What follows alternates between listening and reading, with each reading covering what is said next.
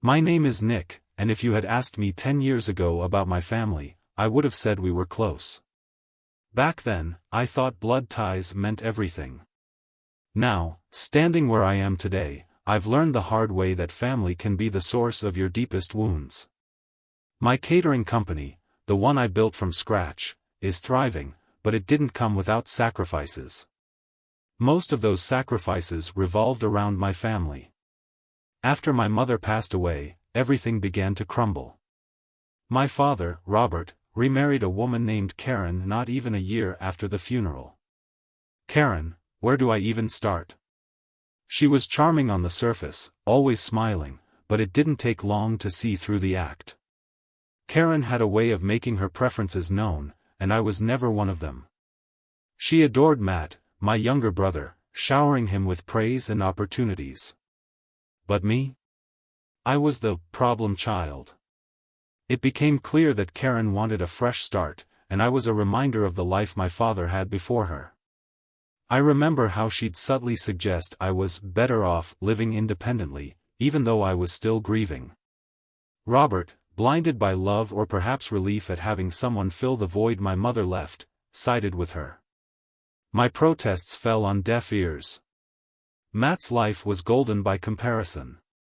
While I worked part-time jobs and scraped together funds for community college, Matt's tuition for a private university was covered without question. I'm not blaming him entirely, he was younger and couldn't see the bigger picture. Still, the favoritism was impossible to ignore. My father had the means to support both of us, but Karen's influence ensured that Matt's needs came first. Any attempt to question it led to arguments that left me exhausted and disillusioned. The final straw came when they sold our childhood home. That house was all I had left of my mother, her favorite books, her vintage teacups, the quilts she had lovingly made. I found out about the sale through a realtor's flyer, not from my father. By the time I confronted them, the deed was done. Karen's justification? We needed a fresh start. And my father, standing silent beside her, let it happen. Even worse, they had thrown away most of my mother's belongings without asking me. That was the day I walked away for good. I packed what little I could salvage and vowed never to rely on them again. Starting over wasn't easy, but it was necessary. I poured every ounce of anger and pain into my business. Catering was more than a job, it was my lifeline. Over time, I built a company I'm proud of, one that allowed me to carve out a life on my own terms.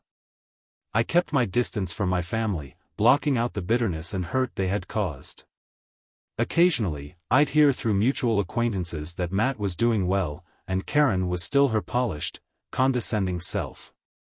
Robert? I didn't care to know. So imagine my surprise when, after years of silence, an envelope arrived at my office. Inside was an invitation to Matt's wedding.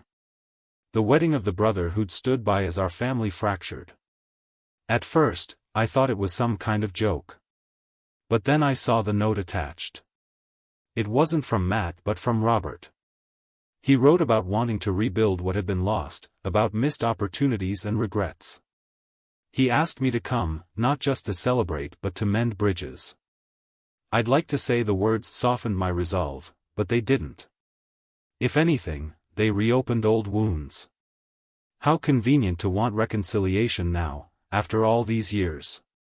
Still, curiosity gnawed at me. Why now? Why this event? A part of me felt the tug to see for myself what was really behind the gesture. But another part whispered that I might regret it. As I stared at the invitation, one thing became clear: this wasn't just about a wedding. It was about the strings attached, the unspoken expectations, and the possibility of more hidden truths. I didn't trust it, but something in me couldn't ignore it. And that's where everything began to shift once again. Arriving at the wedding felt like stepping into a world I no longer belonged to. The venue was breathtaking, with manicured gardens, twinkling lights, and an atmosphere of perfection that reeked of Karen's meticulous planning. As I walked toward the reception area, a wave of unease settled over me. It wasn't just about facing the people I'd left behind, it was about the memories I'd buried along with them. Matt greeted me with open arms. For a moment, it felt like nothing had changed between us. He smiled warmly, thanking me for coming and introducing me to Sarah, his fiancée. She seemed kind, her eyes lighting up when Matt mentioned how much my presence meant to him. I wanted to believe him, but a shadow lingered in the back of my mind. I couldn't shake the feeling that this invitation was more about my father's motives than Matt's sincerity. Then Karen appeared, as polished and poised as ever. Her smile was razor-sharp, more weapon than welcome. She looked me up and down, her gaze lingering on my suit, which was professional but not flashy. Karen had a way of making you feel like you didn't belong without saying a word, but today she didn't hold back. She remarked on how remarkable it was that I managed to find time away from my busy little business. The condescension dripped from every syllable. I clenched my fists, forcing myself to stay calm. This wasn't the place for a scene, and I wasn't about to give her the satisfaction of seeing me flinch. But the tension only grew as the evening progressed. Karen found every opportunity to jab at me, her words subtle enough to appear innocuous but sharp enough to cut deep. It was a talent she'd honed over the years, and I was her favorite target. As guests mingled and the ceremony approached, Robert made his entrance. He looked older, more worn, but his presence still carried an authority that made people stand straighter. When his eyes met mine, there was no warmth, only a flicker of recognition followed by a cool indifference. He approached me briefly, his tone clipped as he mentioned how good it was that I could make it. The words were hollow, a rehearsed line for appearance's sake. During the toasts, Karen's true colors came out. She made a point of singling out Matt's accomplishments, praising his education and career while jokingly implying that I had taken a more unconventional path. The room chuckled, and I forced a smile, feeling the familiar sting of being the family's afterthought. It wasn't just her words, it was the way she delivered them, ensuring everyone knew she didn't see me as an equal. But the tipping point came when Robert joined in. After Karen's toast, he raised his glass and mentioned how proud he was of Matt and Sarah.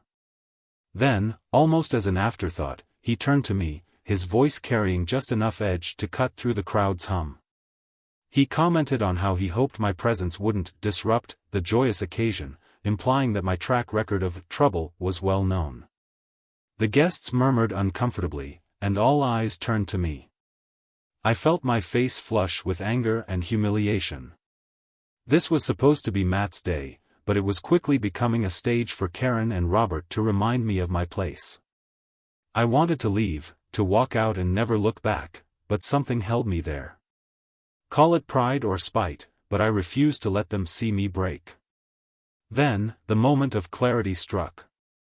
As I wandered toward the buffet table, trying to escape the stares and whispers, I overheard a conversation between two servers. They were discussing last-minute changes to the menu, and the details caught my attention. It sounded oddly familiar. I leaned closer, pretending to admire the food, and caught sight of the catering staff's uniforms. My stomach dropped. The logo on their aprons was unmistakable. It was the company I had recently acquired, part of an expansion deal that had doubled my business's reach. The catering for this event, Karen's meticulously planned, perfect wedding feast, was being handled by my company. The irony was almost laughable. They had no idea that I was the one who had ensured their guests were eating the finest hors d'oeuvres and sipping premium champagne. The realization gave me a strange sense of satisfaction. For years, Karen and Robert had belittled me, dismissing my achievements as insignificant. Yet here they were, unknowingly relying on the very business they deemed unworthy of their acknowledgement. It was a small victory, but one I intended to savor. I stayed silent, watching the evening unfold with a newfound perspective. Let them mock me, let them look down on me. They had no idea how far I'd come or how integral I'd been to the success of this event. For the first time in years, I felt a spark of confidence. This wasn't their story anymore. It was mine. The moment I saw the company logo on the catering staff's uniforms, the evening took on a surreal quality. It was as though the universe had handed me the perfect opportunity to assert control in a situation where I'd felt powerless for years. I discreetly called over Daniel, my trusted manager, who had been supervising the event. Daniel was surprised to see me, but his professionalism kept him composed as I pulled him aside to a quiet corner of the venue. I confirmed my suspicions with a simple question: was the catering team here under my company's banner? Daniel nodded, detailing how Karen had insisted on specific luxury items but left most of the decisions to the team. She hadn't even been aware that the company had changed ownership recently. Daniel was unaware of my personal connection to the family, which made the situation all the more poetic. Hearing this solidified my decision. For years, I had swallowed the insults and mistreatment from Karen and Robert, biting my tongue to keep the peace. But tonight, their behavior had reached new heights. Public humiliation, patronizing remarks, and the constant undercurrent of disdain had pushed me to the edge. I realized I didn't owe them anything, especially not the success of an event they would never attribute to me. I gave Daniel a clear directive: pack everything up and pull the team out. Daniel hesitated, visibly concerned about the backlash, but I assured him it was within my authority as the owner. I told him to explain to the staff that the decision was final and to execute it swiftly and professionally. The thought of Karen's reaction filled me with a mix of dread and anticipation, but I knew this was the right move. As the catering team began quietly packing up, the chaos started to ripple through the event. Guests began to notice the trays of food disappearing, the lack of service, and the hushed conversations among the staff. Whispers spread like wildfire, and within minutes, Matt and Sarah were frantically trying to figure out what was happening. Karen's sharp voice cut through the growing murmur, demanding answers. By the time she realized the catering team was leaving, it was too late. The staff, well-trained and efficient, had already loaded most of the equipment into the vans. Karen stormed toward Daniel, her face a mask of fury, demanding an explanation. Daniel, following my instructions, remained calm and professional, redirecting her inquiries to me. When she finally turned her gaze on me, it was as though all the years of animosity boiled over at once. Robert joined her, his voice rising as he accused me of sabotaging the wedding. He called me ungrateful, blaming me for ruining Matt and Sarah's big day. Karen, of course, added her signature touch of cruelty, mocking my pettiness and declaring that I'd proven I didn't belong in their family. Her words stung, but the satisfaction of watching her lose control was worth it. The guests, now fully aware of the situation, were divided. Some whispered in disapproval, while others seemed amused by the unfolding drama. Matt and Sarah were caught in the middle, their happiness overshadowed by the escalating tension. I felt a pang of guilt for involving them, but I reminded myself that this was a consequence of their parents' actions, not mine. Before leaving, I made sure to speak with Lisa, the event coordinator. I instructed her to document everything and ensure that our company's actions were above reproach. Lisa, ever the professional, assured me that the team had followed protocol and that any disputes would be backed by a detailed account of the evening. I also made a mental note to involve Mr. Anderson, my lawyer, should Karen or Robert decide to pursue legal action. Knowing Karen, it wasn't a matter of if, but when. As I walked toward my car, the noise of the disrupted event fading behind me, I felt a strange mix of emotions. There was a sense of triumph in taking back control, in refusing to let Karen and Robert dictate the narrative. But there was also an undercurrent of unease. This wasn't over, not by a long shot. Karen wouldn't let it end here, and I needed to be ready for whatever came next. The aftermath of my decision rippled through the family like a shockwave. By the time I returned home, my phone was flooded with calls and messages. Most of them were from Robert and Matt, their anger practically leaping off the screen. Robert's voice messages were a mix of outrage and thinly veiled threats. He accused me of ruining the wedding, tarnishing the family's reputation, and promised legal action. Matt's messages cut deeper. He called me selfish, blaming me for turning his happiest day into a spectacle. It hurt, but I reminded myself that I wasn't the one who created this storm, I just refused to stand in its path. Karen, of course, was the loudest. Her social media erupted with passive-aggressive posts and cryptic remarks aimed squarely at me. She painted herself as the victim, a gracious host betrayed by her husband's ungrateful son. It was predictable, almost amusing, how quickly she tried to control the narrative. What she didn't expect was the backlash from her own circle. As word spread about the incident, more and more people reached out to me, offering their support. Guests who had witnessed her behavior firsthand sent messages acknowledging how toxic the atmosphere had been. Surprisingly, Sarah, Matt's new wife, was among them. She apologized for what had happened, admitting that Karen's actions had been out of line for years. The legal threats from Robert weren't idle, though. He made good on his promise, contacting a lawyer to explore his options. I wasted no time reaching out to Mr. Anderson, my attorney. I explained everything to him, from Karen's demeaning comments to Robert's public accusations. Mr. Anderson's response was straightforward: I was well within my rights to terminate the service. As the owner of the catering company, I had no obligation to endure abusive behavior, especially when it was aimed directly at me. He assured me that any attempt to sue would be more damaging to them than to me. Still, the tension lingered. Matt's anger felt like a betrayal, though I couldn't entirely blame him. He was caught between loyalty to his wife and parents and the shock of what had unfolded. Sarah, however, seemed to see the bigger picture. She reached out again, this time expressing her frustration with Karen and Robert. She told me she respected my decision and regretted that it had come to this. Her words were a small comfort in the chaos. Meanwhile, Karen's pristine social image began to crack. Word of her behavior spread among her social circle, and the once admiring whispers turned into judgmental murmurs. Some of her closest friends distanced themselves, unwilling to be associated with the growing scandal.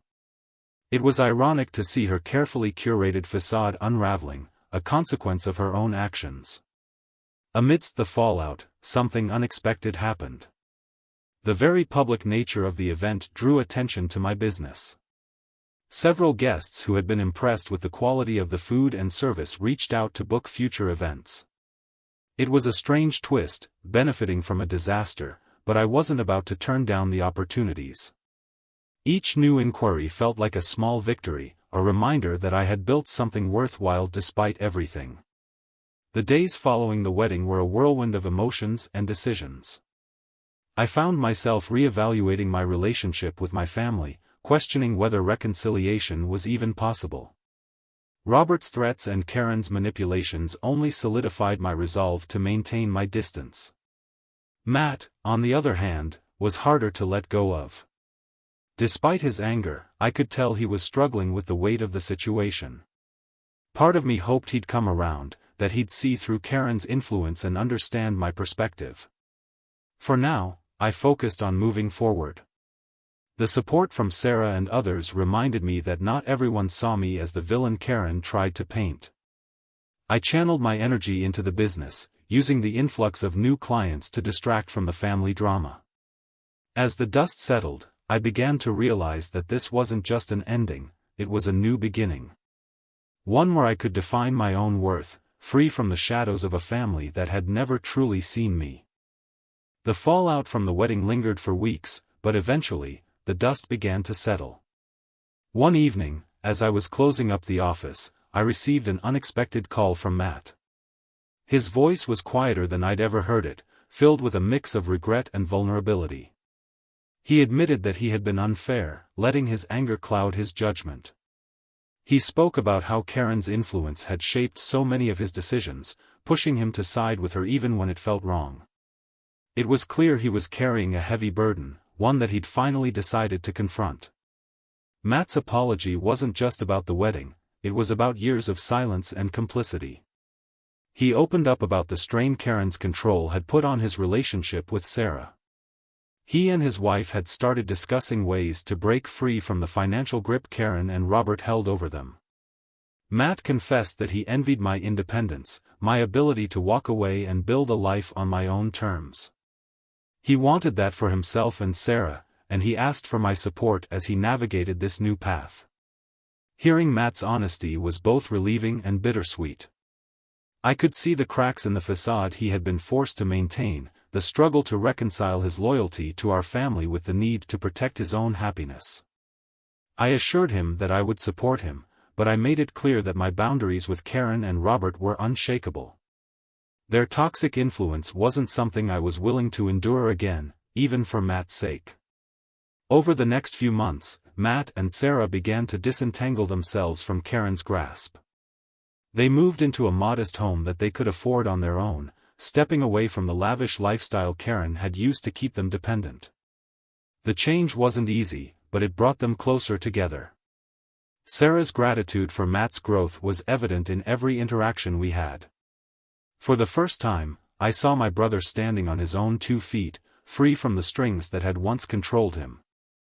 As for me, life moved forward in ways I hadn't anticipated. The wedding fiasco had unexpectedly boosted my business, solidifying my reputation in the industry. But it wasn't just my career that flourished. A year after the wedding, I met someone who changed everything. Her name was Rachel, and she was as passionate about her work as I was about mine. We connected instantly, our shared values and dreams creating a foundation that felt unshakable. When Rachel and I decided to get married, I knew exactly how I wanted the day to unfold. The wedding was a celebration of love and resilience, a testament to the life I'd built against all odds. I invited Matt and Sarah, grateful for the bond we had rebuilt. But Robert and Karen were noticeably absent. It wasn't a decision I made lightly, but it was necessary to protect the peace I had fought so hard to achieve.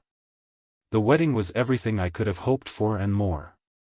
Guests marveled at the attention to detail, the warmth of the atmosphere, and the undeniable joy that filled the air.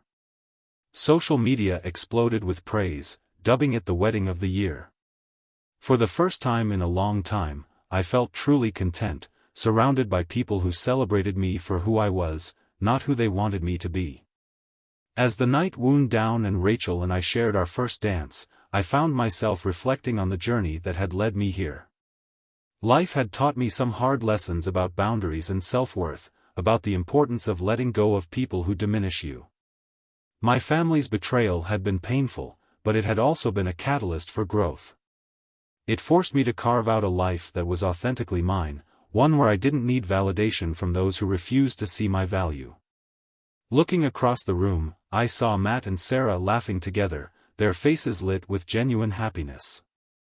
It was a reminder that change was possible, even in the most strained relationships. While my connection with my father and Karen remained severed, I had found a sense of closure. I'd learned that family isn't just about blood, it's about the people who stand by you, who lift you up and celebrate your victories. In that moment, I felt a deep sense of gratitude. For the struggles that had shaped me, for the people who had supported me, and for the future that lay ahead. My story wasn't about the pain of the past, it was about the strength I'd found in moving forward. And as Rachel's hand tightened around mine, I knew that this was only the beginning.